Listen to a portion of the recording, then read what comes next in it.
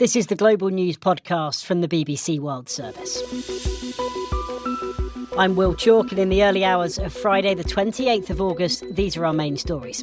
There are growing fears a second flood could make things a lot worse as the search for survivors of the catastrophic floods in northern Nepal and Tibet continues.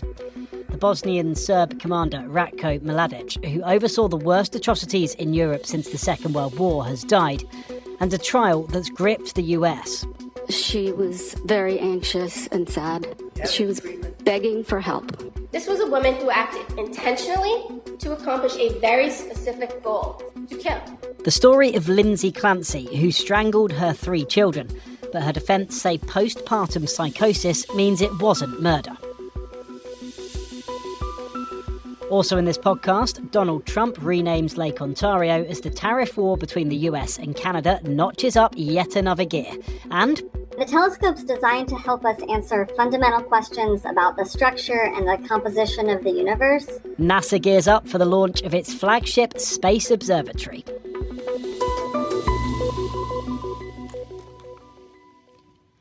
As the water recedes in Nepal and Tibet, the scale of the damage and the enormity of the task ahead is being revealed. Wednesday's flash flood on the border saw huge levels of destruction, and there are growing fears that debris blocking a river could cause another disaster. In Nepal, almost 500 people have been confirmed dead, more than 1,400 are missing, many of them tourists. Nepalese soldiers have been sent to the region to search for survivors. Thousands of people are homeless. In Nuwakot, a hospital has been turned into a shelter. I don't know where to go. We had 3 houses, all of which were washed away by the floods. The land where we had planted rice is also gone. Everything in the house has been swept away. We still can't reach my eldest son. I don't care for wealth. I just want my son back. If any of you could rescue my son, please do it for me. We've been staying in shelters since the floods hit. We didn't have anywhere else to go.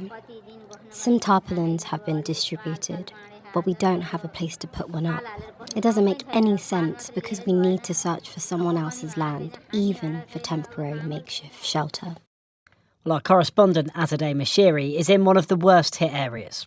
Eerily quiet where I am in northern Nepal in Trishuli, and yet past the barricades, past the police checkpoints, emergency workers are racing to save more lives. The Prime Minister has ordered that all of these efforts should continue, and in some cases they have been successful. People's lives are being saved.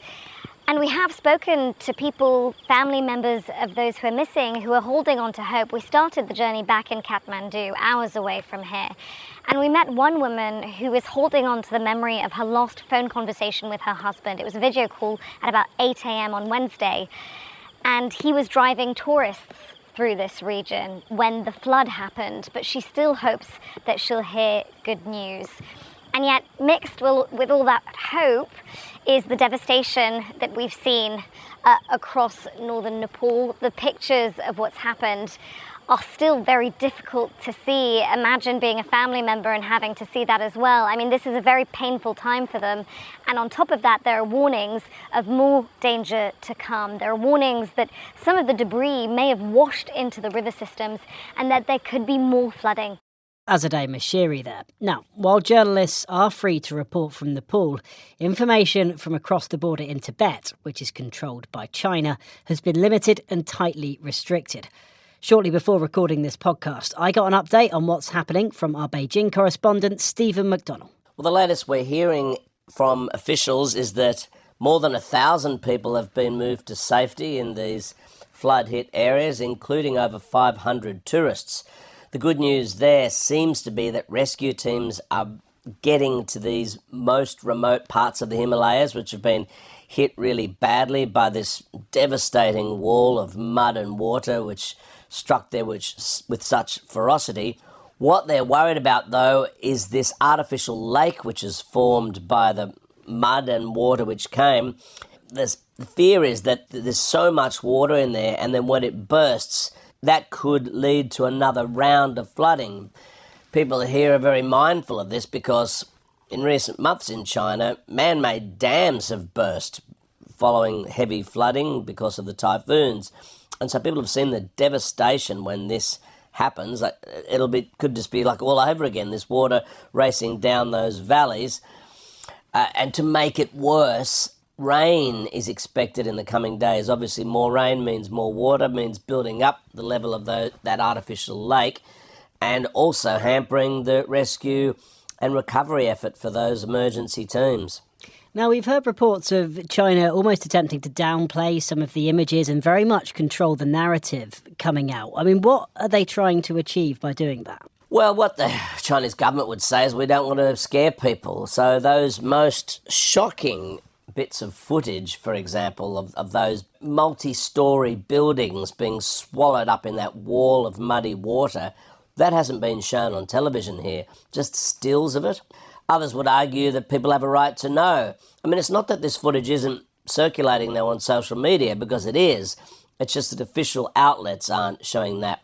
We also have the organisation department. This is the branch of the Communist Party which appoints all people to all senior jobs in this country, saying that inside Tibet, officials who flee their post or who don't control instability, what have you, this is going to affect your career, warning people to take it all very seriously, and also saying, on the other hand, those who step up and do the right thing, if they're not members of the Communist Party, well, we can fast-track that. So word has gotten out via those organs to try to mobilise as many people as they can, because they are worried about instability alongside this terrible disaster. Stephen McDonnell there. Moving on to our next story. He was known as the Butcher of Bosnia, oversaw a brutal campaign of ethnic cleansing as Yugoslavia splintered in the 90s, and spent his final years in prison for war crimes. Yet, among some Serbians, Ratko Mladic remains a respected wartime figure. His death at the age of 84 has, for many, meant looking back on one of the darkest chapters in modern European history. Mladic oversaw the siege of Sarajevo, in which thousands of civilians were killed. This is audio of him ordering the bombardment of Muslim areas of the city during the war. General Mladic here. Shall the presidency and the parliament. Shoot at slow intervals till I order you to stop. Understood. Target Muslim neighborhoods. Not many Serbs live there. Yes. Shell them till they are on the edge of madness. Mladic also led attempts to force Croat and Muslim civilians from large swathes of Bosnia in the campaign which became known as ethnic cleansing. In 1995, his forces massacred more than 8,000 Muslim men and boys in Srebrenica. This woman lost her relatives. It's really difficult to describe how I feel. We watched as men and boys had their throats cut all around us. Women were raped here. Over 2 nights people committed suicide watching what was happening. They took my husband to that building over there. My son wanted to escape, but he never appeared again. For many years, Mladic evaded justice, assisted by nationalist Serbs who saw him as a war hero. But he was eventually captured and sentenced to life imprisonment in 2017 for his many crimes. Hasan Hasanovic is a survivor of the genocide and now works at the Srebrenica Memorial Centre. I was 19 when I was forced to flee Srebrenica, and I lost my twin brother, my father, and many family members. So when I heard that Ratko Mladic has died, I think about the lives he and his forces destroyed. What matters to me is that he died having been convicted of genocide and other crimes. And his death cannot erase that historical and judicial truth. Let's get the perspective of the BBC's Alan Little. He reported extensively from Bosnia in the 90s and co-authored a book, The Death of Yugoslavia, which is still regarded as the definitive account of the war. He spoke to James Menendez about Ratko Mladic's crimes. He was made the commander of the Bosnian Serb army right at the start of the war by President Milosevic of Serbia, and it was his men acting under his command, who conducted the campaign that came to be known as ethnic cleansing. Ethnic cleansing is not a phrase coined by the Western media. It was what the Serbs themselves, the term the Serbs themselves used to describe what they were doing.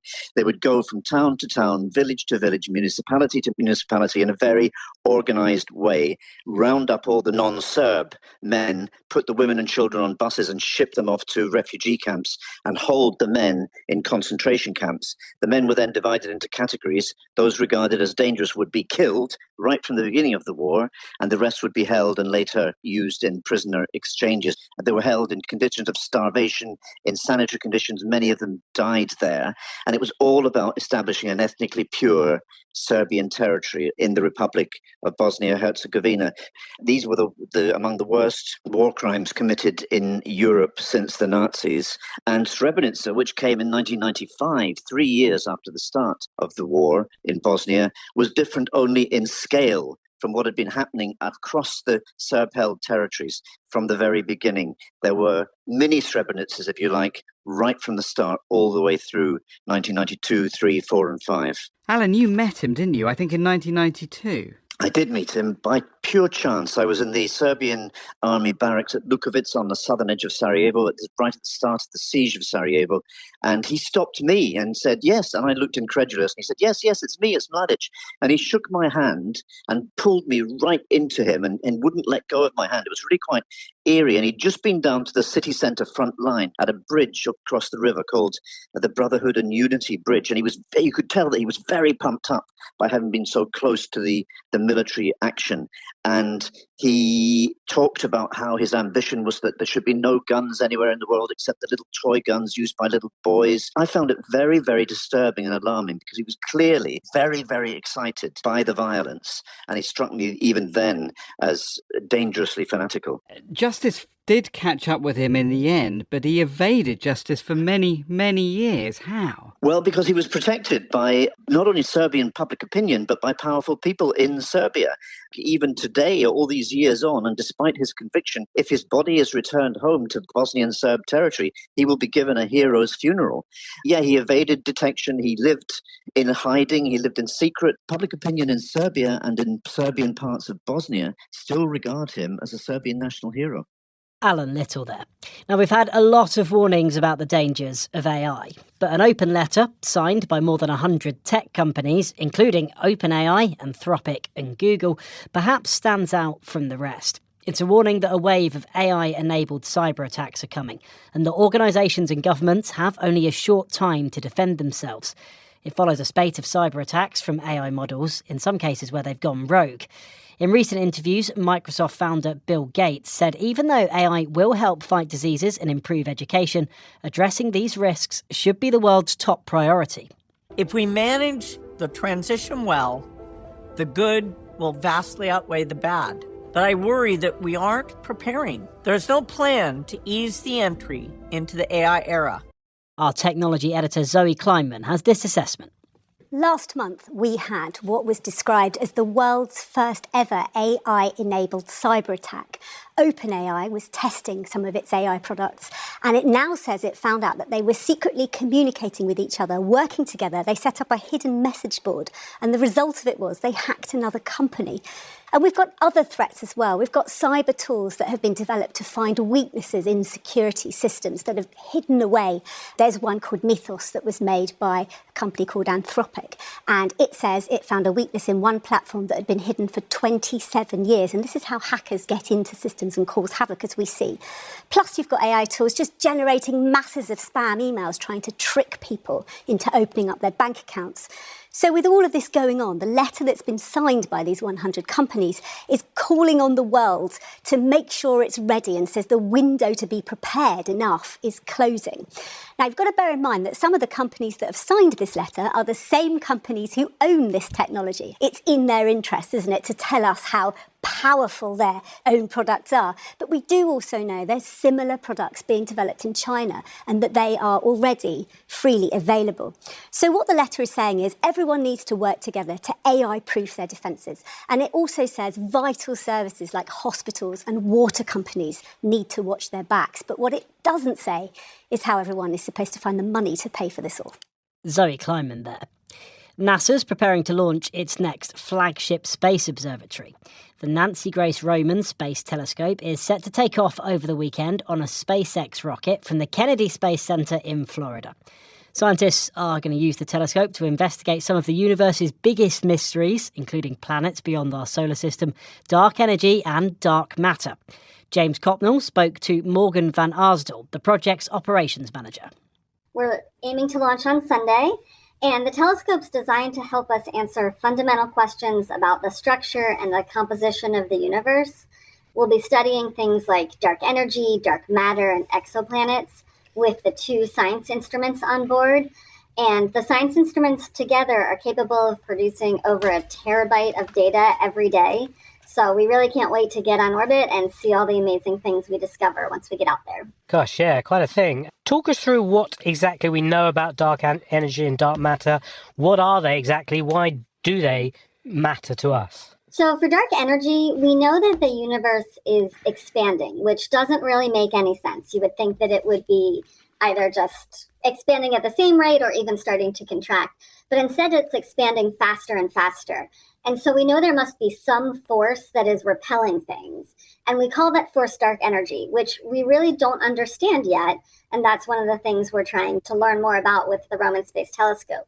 Dark matter, on the other hand, we know that only about 5% of the matter that we understand in the universe is visible. So the galaxies, the chair at your house, all fall in that 5% of visible matter.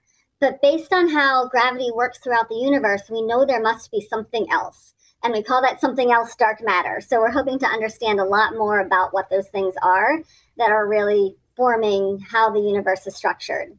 And as far as exoplanets are, that's just the fancy word we use for planets that are orbiting suns and stars outside of our solar system. And this has to be done from outer space, a long way from our planet, simply to get nearer, to get a better angle at all these things? Why can't it be done from down on Earth? So it's not really to get closer, but what we want to do is get above the atmosphere. As light comes in from all over the universe to Earth, it bounces around once it hits the atmosphere. So being above the atmosphere where we can get that vacuum of space, the light is a lot crisper and clearer coming through. And in the case of the Roman Space Telescope, we're going to be at a point that we call the Lagrange point, about 4 times further away than the moon is. And that gets us far enough away that we don't need to worry about interference from the Earth, or just gives us a better view because we don't have things in the way. It all sounds incredibly straightforward, but presumably anything in space is anything but straightforward. This might perhaps even be a slightly nerve-wracking time as you prepare for launch. Extremely nerve-wracking. I think we're all really excited, but within the last few days, you can tell that the whole team has sort of started vibrating at a new energy, that there's a lot of excitement, but a lot of stress and anxiousness to actually get on orbit and see everything start working.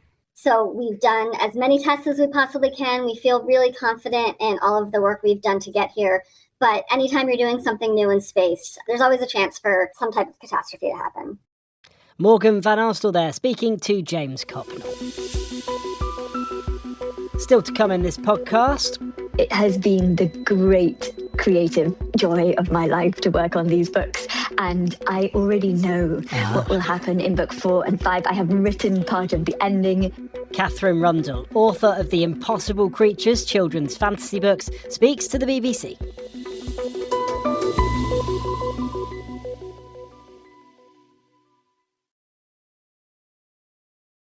This is the Global News Podcast. The escalating tariffs and rhetoric between the United States and Canada, since trade talks collapsed last week, have been something to behold. Then, on Thursday, perhaps the most unorthodox trade war development yet from Donald Trump in the Oval Office. We're going to be changing the name of Lake Ontario, effective immediately, to Lake America. That's going to take place right now as I sign the order. Well, perhaps unsurprisingly, Canadian officials aren't on board. We'll always call it Lake Ontario. I have to laugh when he comes up with these ideas. It's always going to be Lake Ontario here in Canada, and that's up to the president if he wants to name it Lake America, Lake Trump, whatever he wants to do. Our Washington correspondent Daniel Bush told me how we got here. This has been an escalating feud between the U.S. and Canada, one of its two biggest trading partners. President Trump and the Prime Minister of Canada, Carney, have now had sort of a feud of words. President Trump imposing tariffs on up to 50% on $20 billion worth of goods from Canada. Carney then immediately said that he would retaliate and, in fact, now has said that Canada will begin imposing tariffs on a wide range of American goods. This infuriated the administration. Canada, along with China, is the only country really that has imposed retaliatory tariffs on the U.S. during President Trump's trade war in his second term.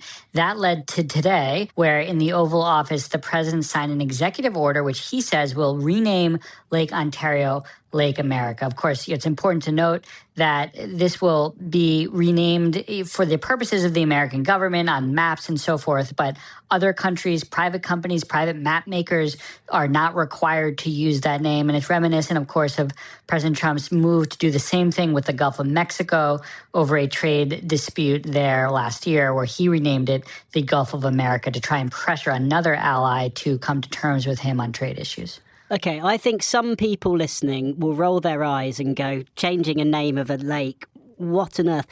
Give us the serious political argument for why this is a good idea. What is actually at play here is a much broader trade deal between the United States, Canada, and Mexico, the old NAFTA trade deal that was renegotiated under Trump's first term. And all three countries tried to reach a deal to extend it for 15 years, were unable to do so in July. So now the USMCA, that trade deal between the United States, Canada, and Mexico, is sort of in a perpetual annual renewal period where each year the countries have to come together and redecide how they want to trade with each other. And this is really at its heart an effort by the administration to put more and more pressure on Canada to try and secure better trade deals. And you mentioned the Gulf of Mexico, Gulf of America. This has already been tried. Did that work? In a short answer, no. Mexico is a different economy with a different set of goals than Canada. Mexico, in fact, has taken a more conciliatory tack with the United States. The President Sheinbaum of Mexico has tried not to pick public fights with Trump in the hopes of securing a better trade deal. But for the U.S.'s perspective, symbolically renaming the Gulf of Mexico did not actually result in a better trade agreement. Those two countries are still in the process of negotiating new trade deals. So whether or not that could somehow pressure Canada, an even bigger, wealthier country, remains to be seen. Daniel Bush there. Next, on to a murder trial that has shocked and divided people in the US. In 2023, Lindsay Clancy was charged with strangling her 3 children. The 36-year-old former nurse doesn't deny killing them, but her defence argues she was suffering from postpartum psychosis, a severe mental health emergency that begins suddenly after childbirth. Now a jury's got to determine whether she's criminally responsible for the deaths. Shaima Khalil is following what's been dubbed America's saddest murder trial, and just a warning, you may find parts of her report distressing. We're going to take a break this time. Right? Lindsay Clancy admits to killing her 3 young children, but listening to details of their death in court was at times too much for her to bear. Cora was 5, Dawson 3, and Callan was 8 months old when they were strangled by their young mother. The question at the heart of this case is whether she was legally responsible. She's living her own hell. She knows what happened with those kids. In January 2023, Lindsay killed her children while her then-husband was out picking up dinner for the family. She then tried taking her own life. Patrick Clancy described finding his kids in the basement. And then I went to the other side of the basement, and he was in my office. And when you saw Dawson, what condition was he in? I knew he was gone. Lindsay's lawyers say she'd suffered postpartum psychosis after the birth of her youngest child, that she repeatedly sought help and warned she was thinking of harming her children. When she told you that she was having intrusive thoughts, did you ask her what they were? Yeah. And what was her response? She described thoughts of hurting the kids. Shortly before the killings, she admitted herself to a psychiatric hospital, but was discharged days after. Prosecutor Shannon Buckingham told the jury the mother was fully aware of her actions. This was not a woman in the throes of psychosis on January 24th, 2023. This was a woman who acted intentionally, rationally, and swiftly to accomplish a very specific goal: to kill. Clancy then attempted suicide, which left her paralyzed after she jumped out of a window. Her former mother-in-law, Susan Clancy, described her as a loving parent. She had insomnia. She was losing her appetite. She was very anxious and sad. She was begging for help. Beyond the courtroom, this case has divided America. Hundreds of women, many with their own experience of postpartum illness, have rallied in support of Clancy. We all relate in one way or another, and that is definitely attracting each of us here to support her. So many women in the world go through this, and we really don't know much about psychosis, particularly with women who have given birth. But not everybody believes she deserves sympathy. As far as I'm concerned, this whole situation is about those babies, okay? I think what she did was horrible. I support mental health. However, in this case, 3 children were murdered. Millions coast to coast are waiting and watching as this case will soon head to the jury. A conviction would mean life in prison without parole. If she's found not criminally responsible, this could mean indefinite confinement in a secure psychiatric hospital. Whatever the verdict, nothing changes the terrible loss. 3 young children dead and a family destroyed. Shaima Khalil there. Let's move on to a story that has been dominating football for a while now. European football's governing body UEFA is preparing to bring criminal legal claims against FIFA President Gianni Infantino in connection with that now abandoned plan to sell off stakes in the World Cup to private investors. UEFA has asked for access to documents to be used in proceedings in Switzerland. Our sports editor is Dan Rowan. So, how significant is this? I think this is another major escalation in world football's civil war. Despite 3 confederations wanting him to quit, Gianni Infantino still clings to power. But now UEFA's considering bringing criminal proceedings against him. The pressure has ramped up again. An application, as you say, has been made by UEFA in the US requesting access to evidence and documents for use in legal proceedings in Switzerland against Infantino, who's accused of criminal mismanagement. Now, UEFA claims his plan to sell a 20% stake in the World Cup for £3 billion was an absurdly low figure, as they put it. That was not independently verified or openly auctioned and was promoted for his own benefit, they claim. UEFA has also warned that if found guilty, he could face a prison sentence. UEFA also wants evidence from Thrive Capital, the business involved in the scheme, and its founder, Josh Kushner, the brother of US President Donald Trump's son-in-law. Infantino's not yet responded. He may have felt emboldened today by UEFA dropping their threat of a boycott of FIFA competitions and indeed the qualified backing of the highly influential Saudi Arabian FA. But UEFA's not letting up in its fight and will hope that this legal threat is enough to oust him. If not, it's pledged to find a candidate to challenge Infantino in March's presidential election. Football perhaps has never felt quite so divided as this. Dan Rowan there. Right, let's end on something that will be exciting for parents of children who are big readers. The Never Fear, the 3rd instalment of Catherine Rundle's best-selling Impossible Creatures series, has been released. And she says she's already begun work on the screenplay for a film.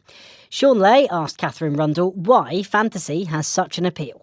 I think that we have been turning to fantasy to think about large ideas and to go on large adventures for thousands of years. You can trace our desire to think about mythical creatures and impossible happenings all the way back to the Odyssey, to Beowulf, to the Fairy Queen, to the Morte d'Arthur, on to Tolkien and C.S. Lewis. I think there is something in it that captures our sense of the world as full of impossible things. Your childhood years were spent, I think, in Zimbabwe. Does that give you a different fantasy, a different magical tradition to draw on in addition to the British one? So I spent part of my childhood from about 8 to 14 in Zimbabwe because my father worked in international development. And I think the main thing it gave me was a sense of the natural world as full of creatures that are so astonishing that if you were told they were mythical, you would find that easy to believe. A giraffe is as extraordinary as a griffin. And for some time, we were absolutely sure that griffins did exist and were a little bit unsure about giraffes. So There is a sense, I think, when you are lucky enough to be in a country where there is still wilderness and you have access to extraordinary natural beauty, that gives you a sense that our beauty is so exquisite as to be almost fantastical. The Never Fear is the third of what will be a 5-book sequence. Do you worry at all about sustaining the story? No, it has been the great creative joy of my life to work on these books. And I already know what will happen in book 4 and 5. I have written part of the ending, and I know that there will be, there are berserkers who feel no fear, who have to learn to fear in order to learn to love. There is a princess who renounces her throne and discovers that she too has berserker blood. So I know where I'm going, and it will be, for me, a great adventure to go there. Catherine Rundle speaking to Sean Lay. That's all from us for now. This edition of the Global News Podcast was mixed by Charlotta Hadroy-Tozimska and the producer was Emma Joseph. The editor is Karen Martin and I'm Will Chalk. Until next time, goodbye.